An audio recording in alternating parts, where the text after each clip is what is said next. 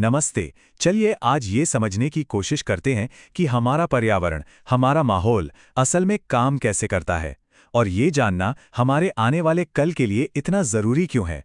तो आइए इस सफ़र पर साथ चलते हैं। कभी ये सवाल मन में आया है कि हम और हमारी जिंदगी प्रकृति पर यानी नेचर पर असल में कितनी निर्भर है? ये सवाल सुनने में जितना सीधा लगता है ना, इसका जवाब उतना ही गहरा है और हमारी जिंदगी के हर एक पहलू से जुड़ा हुआ है।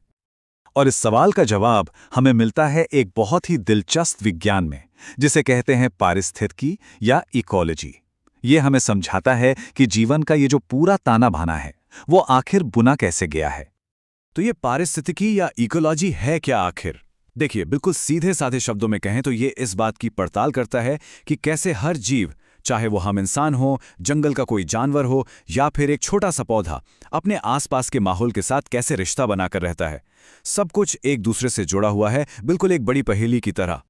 जरा एक पल के लिए सोचिए, हमारा खाना, जो पानी हम पीते हैं, जिस हवा में हम सांस लेते हैं, यहां तक कि हमारे कपड़े भी, ये सब कहां से आता है? ये हर एक चीज हमें हमारी धरती के इकोसिस्टम से ही मिलती है। सच तो यह है कि इसके बिना हमारा वजूद ही मुमकिन नहीं है। ठीक है, तो ये तो साफ हो गया कि हम प्रकृति पर कितना निर्भर हैं। पर अगला बड़ा सवाल यह है कि हम अपने संसाधनों का, खासकर खेतीबाड़ी में इस्तेमाल कैसे करें ताकि ये नाजुक संतुलन बना रहे।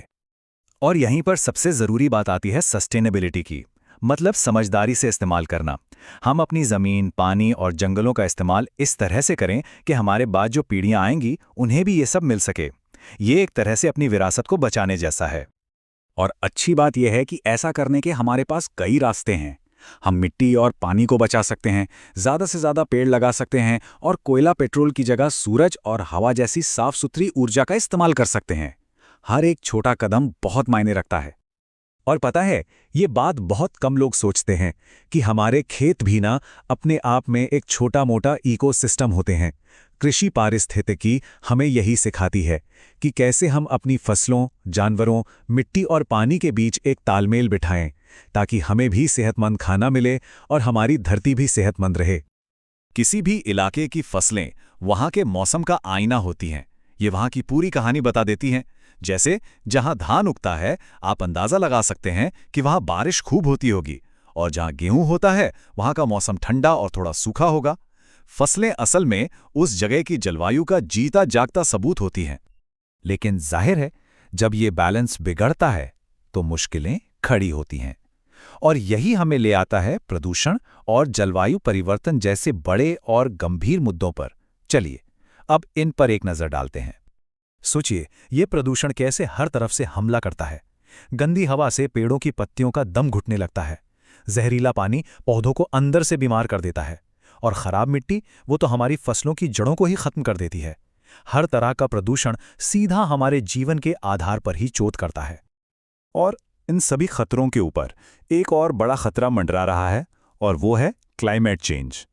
ये कोई प्राकृतिक घटना नहीं है, ये हमारी अपनी गतिविधियों, जैसे कारखानों और गाड़ियों से निकलने वाली गैसों का नतीजा है, जो अब पूरी दुनिया के लिए एक बहुत बड़ी चुनौती बन गई है। इसे समझने के लिए ग्रीन हाउस इफेक्ट को समझना जरूरी है। बहुत आसान है। सोचिए, हमारी धरती के चारों ओर गैसों का एक कंबल है, जो सूरज की गर्मी को रोककर हमें गर्म रखता है। ये जरूरी भी है, लेकिन जब हम बहुत ज्यादा गैसें पैदा करते हैं तो ये कंबल मोटा होता जाता है और धरती जरूरत से ज्यादा गर्म होने लगती है। और जब धरती जरूरत से ज्यादा गर्म होने लगती है, बस इसी को हम ग्लोबल वार्मिंग कहते हैं। इसका असर हम सब अपनी आंखों से देख रहे हैं। समुद्र का जल स्तर बढ़ रहा है और कहीं भयानक सूखा पड़ रहा है तो कहीं अचानक बाढ़ आ रही है। तो सवाल उठता है कि क्या हम कुछ कर सकते हैं? क्या इन चुनौतियों से निपटा जा सकता है? तो जी हाँ, अच्छी खबर यह है कि दुनिया भर में कोशिशें हो रही हैं और हमारे पास कुछ बेहतरीन टेक्नोलॉजी भी है। इस लड़ाई में पूरी दुनिया धीरे धीरे एक साथ आई है। सबसे पहले यूएनएफसीसी ने बातचीत के लिए एक मंच तैयार किया, फिर क्योटो प्रोटोकॉल ने कुछ बड़े देशों के लिए लक्ष्य तय किए, और 2015 के पेरिस समझौते में तो लगभग पूरी दुनिया ने मिलकर ग्लोबल वार्मिंग को रोकने का संकल्प लिया। लेकिन ये लड़ाई सिर्फ समझौतों से नहीं जीती जा सकती। हमें जरूरत है टेक्नोलॉजी की, और आज हमारे पास कुछ कमाल के टूल्स हैं जो हमारी धरती को समझने और बचाने के तरीके को पूरी तरह से बदल रहे हैं। इनमें से एक है रिमोट सेंसिंग। इसे आप अंतरिक्ष में हमारी आंखें समझ सकते हैं। सैटेलाइट के जरिए हम ऊपर से ही देख सकते हैं कि हमारे जंगल कैसे हैं, जमीन का इस्तेमाल कैसे हो रहा है और हमारे पर्यावरण में क्या-क्या बदलाव आ रहे हैं। और अगर रिमोट सेंसिंग हमारी आंखें हैं, तो जीआईएस यानी जियोग्राफिक इंफॉर्मेशन सिस्टम वो दिमाग है जो इन आंखों से मिली जानकारी को प्रोसेस करता है। ये उस सारे डेटा को आसान नक्शों में बदल देता है, जिससे हमें ये प्लान करने में मदद मिलती है कि कहाँ खेती करना सही है, पानी कैसे बचाया जाए और पर्यावरण की निगरानी कैसे की जाए।